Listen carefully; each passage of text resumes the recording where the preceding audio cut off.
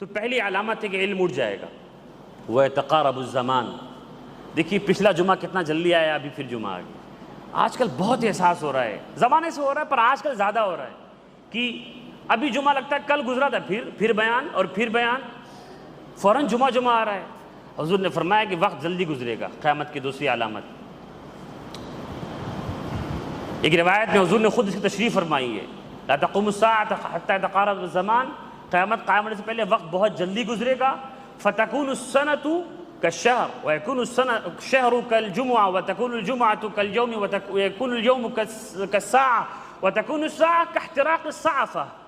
کہ سال مہینے کی طرح گزرے گا، مہینہ ہفتے کی طرح، ہفتہ دن کی طرح، کہ جلدی سے 24 گھنٹے میں لگتا گزر گیا ایک ہفتہ. ایسے ہو رہا ہے کہ کل بیان ہوا تھا جمعے کا، اور ایک دن 1 گھنٹے میں گزرے گا ایسا لگے گا، اور 1 گھنٹہ اتنا جلدی گزرے گا جیسے کہ سوکھی پتیوں کو اکٹھا کر کے جلا دو، فٹ سے 1 گھنٹہ گزر جا رہا ہے.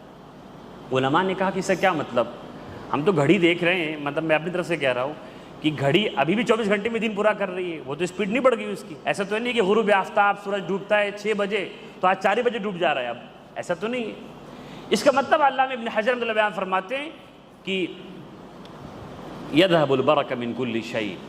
گناہوں کی وجہ سے، وہ میں نے جو کہا، اللہ فرماتے ہیں کہ گناہوں کا اثر کائنات کے پورے نظام میں بپا ہوگا، دکھے گا، نمایاں ہوگا. فرمایا ابن حجر رحمۃ اللہ علیہ نے اس کا مطلب کہ ہر چیز سے برکت ختم ہو جائے گی. وَمِنَ الْوَقْتِ حَتَّى. وقت سے بھی ختم ہو جائے گی، بے برکت ہو جائے گا، کام نہیں ہوگا. علامہ نووی فرماتے ہیں رحمۃ اللہ علیہ کہ جو کام 1 دن میں ہوتا تھا پہلے، وہ 1 ہفتے میں ہو رہا ہوگا. آپ دیکھ رہے ہیں وقت سے برکت چلی گئی، کام نہیں ہو رہے ہیں. کیوں چلی گئی ہے؟ اس کی بھی اسباب پہ غور کرنا ہے کہ وقت کا صحیح استعمال نہیں ہے. جب فلمیں دیکھنے میں 3 گھنٹے تمہارے پاس رہوں گے اور 10 منٹ کے لیے نماز کا وقت تمہارے پاس نہیں ہوگا تو وقت تو ایسے ہی نکلے گا. آپ پیسہ کماتے ہو 25-30 ہزار روپے، اسراف شروع کر دیجئے، فضول خرچی، کہ کھانا کھا کے پھر ہوٹل میں چلے گئے اور کیک مار لیا، پھر جوس بھی پی لیا بہت زیادہ. آپ دیکھیں برکت ختم ہو جائے گی. خرچ کریں گے 100 روپے، لے گا 200 روپے جا رہا ہے. جب کسی چیز کا استعمال اس کے طریقے پہ نہیں ہوگا، اس کی برکت یعنی اس کا فائدہ اٹھ جائے گا. کسی بھی چیز، وقت بھی اسی کا حصہ ہے. آج کتنی فضول وقت ضائع کیا جا رہا ہے. سونے کا کوئی نظام نہیں، اٹھنے کا نظام نہیں. دکانیں لوگ دوپہر میں کھول رہے ہیں 12 بجے رات تک، سونے کے وقت کو دکانوں پہ لگا رہے ہیں، روزی کے وقت کو سونے میں لگا رہے ہیں. فطرت سے جنگ لڑ رہے ہیں. برکت چلی جائے گی. وقت کا استعمال کیسا ہونا چاہیے، ہمارا اکابر نے کیا. اب کیا بتاؤں، وہ تو باتیں ہمارے لیے آج خواب بن چکی ہیں. علامہ عبدالحی لکھنوی رحمۃ اللہ علیہ بہت بڑے عالم، فرنگی محل کے بڑے عالم گزرے، بڑے جلیل القدر عالم ہیں. ان کے بارے میں کیا بتا سکتا ہوں میں. ان کے والد صاحب بھی بڑے عالم تھے. انہوں نے، وہ چونکہ بڑے خاندان کے تھے، پیسے والے رئیس خاندان کے تھے، تو جو ان کا اسٹڈی ہال تھا، مطالعہ گاہ تھی، جس کمرے میں پڑھائی کرتے تھے، وہ اس کمرے کے کئی دروازے تھے. علامہ عبدالحی لکھنوی رحمۃ اللہ علیہ جب بچے تھے تو ان کے والد صاحب ہر کمرے پہ جوتا رکھتے تھے کہ بچہ اگر کہیں سے بھی اٹھ جائے تو جوتا پائے، کہ وقت خرچ نہ ہو کہ اس گیٹ سے اس گیٹ میں جانے لگے. یہ قیمت تھی لوگوں کے پاس. قاری صدیق باندی رحمۃ اللہ علیہ ابھی جلدی انتقال ہوا ہے، 20-25 سال پہلے، غالباً 30 سال ہو رہے ہوں گے، ہو سکتا ہے. باندہ کے بڑے بزرگ ہیں. جب وہ دیوبند میں پڑھتے تھے تو سالن اور روٹی ملتی ہے کھانے میں، اور سالن نہیں لیتے تھے، روٹی جیب میں رکھ لیتے تھے کہ کہیں بھی کھا لیں گے. اللہ سے دسترخوان بچھانا اور پھر کھانا، اس کے اہتمام میں پھر پڑھائی کہاں ہو پائے گی. حضرت تھانوی رحمۃ اللہ علیہ زندگی بھر نظام الاوقات کے اعلیٰ مثال تھے. پوری زندگی، چاہے وہ پڑھے ہوں، پڑھائے ہوں کہ خانقاہ میں بیٹھے ہوں، وقت کا ایسا استعمال کہ آپ کو حیرت ہوگی، یقین نہیں ہوگا. 1000 کتابیں موجود ہیں ان کی، اور صرف کتاب نہیں لکھی ہے، افراد بھی تیار کیے انہوں نے. 150 ان کے خلفاء اور مجازین آج موجود ہیں. دنیا بھر میں ان سے فیض پہنچائے. موسوعہ کویتیہ چھپائے.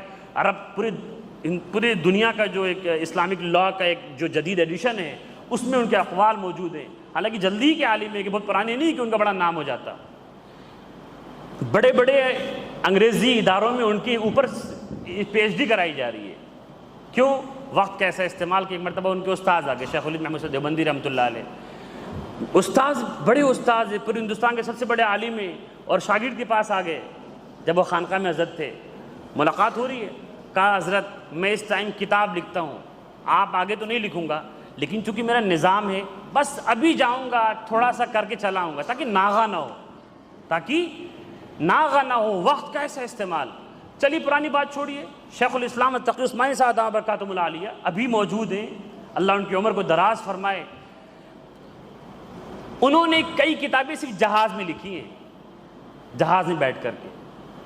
حضرت کی سب سے پہلی جو کتاب جہاز میں لکھی معارف قرآن، جو قرآن کی تفسیر ہے 8 جلدوں میں ان کے والد صاحب کی، شفیع عثمانی صاحب اللہ علیہ کی، اس کا انگریزی ترجمہ کسی نے کیا، تو حضرت نے اس انگریزی ٹرانسلیشن کو جو غور سے مطالعہ، نظر ثانی بولتے ہیں اس کو، غور سے مطالعہ کیا۔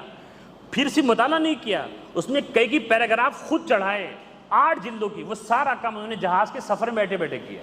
حضرت خود واقعہ بیان کرتے ہیں، مرتبہ میں ایک PIA یعنی پاکستان کا جو جہاز اس پہ جا رہا تھا، تو جہاز کا جو اسٹیورڈ ہوتا ہے، جو نگراں ہوتا ہے، اس نے ایک ایئر ہوسٹس سے کہا کہ دیکھو بھی جہاز اڑا نہیں ہے، مفتی صاحب بیٹھے ہوئے، تمہیں کچھ پوچھنا ہے پوچھ لو، ورنہ جہاز جہاں اڑے گا لیپ ٹاپ کھلے کام شروع کر دیں گے۔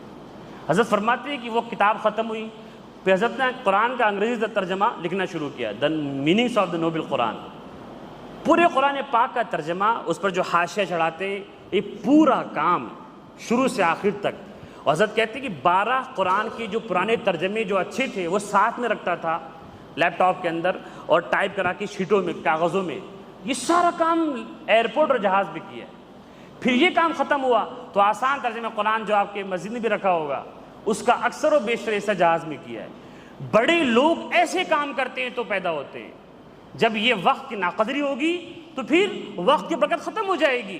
آج دیکھیے بچے گزر رہے ہیں بیٹھے ہوئے، والدین کو پرواہ نہیں ہے، کہ والدین کو خود وقت قیمت نہیں ہے۔